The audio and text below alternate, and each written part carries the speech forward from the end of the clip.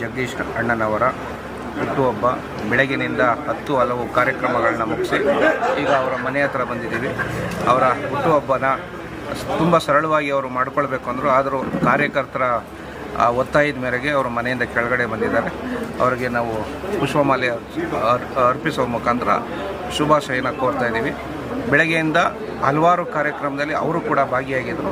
ಭಗವಂತ ಅವರಿಗೆ ಹೆಚ್ಚಿನ ಆಯುಸ್ಸು, ಆರೋಗ್ಯ, ಐಶ್ವರ್ಯ, ಸಂಘಟನೆ ಕಟ್ಟುವಂಥ ಶಕ್ತಿ ಕೊಡಲಿ ಅಂತ ತಾಯಿ ಚಾಮುಂಡೇಶ್ವರಿಯಲ್ಲಿ ನಾವು ಪ್ರಾರ್ಥನೆ ಮಾಡ್ತೀವಿ. ಮತ್ತೊಮ್ಮೆ ಜಯ ಕರ್ನಾಟಕ ಸಂಘಟನೆಯ ಕುಟುಂಬ ವತಿಯಿಂದ ನಮ್ಮ ರಾಜ್ಯಾಧ್ಯಕ್ಷರಿಗೆ ಹುಟ್ಟುಹಬ್ಬದ ಹಾರ್ದಿಕ ಶುಭಾಶಯಗಳು. ಯಾವ ಸ್ಥಾನದಲ್ಲಿದ್ದೀರೋ ಸರ್?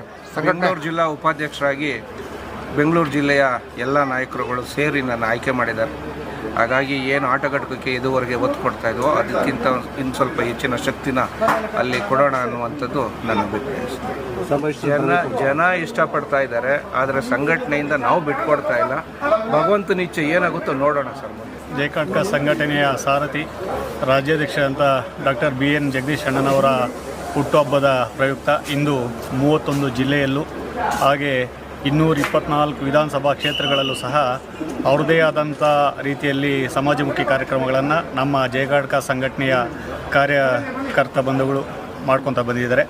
ಎಲ್ಲರಿಗೂ ಸಹ ಈ ಸಂದರ್ಭದಲ್ಲಿ ನಾನು ಒಳ್ಳೆಯದಾಗಲಿ ಅಂತೇಳಿ ಬಯಸ್ತಾ ಮಗದೊಮ್ಮೆ ನಮ್ಮ ರಾಜ್ಯಾಧ್ಯಕ್ಷರಿಗೆ ಹುಟ್ಟುಹಬ್ಬದ ಶುಭಾಶಯಗಳನ್ನು ಹೇಳಲಿಕ್ಕೆ ಬಯಸ್ತೀನಿ.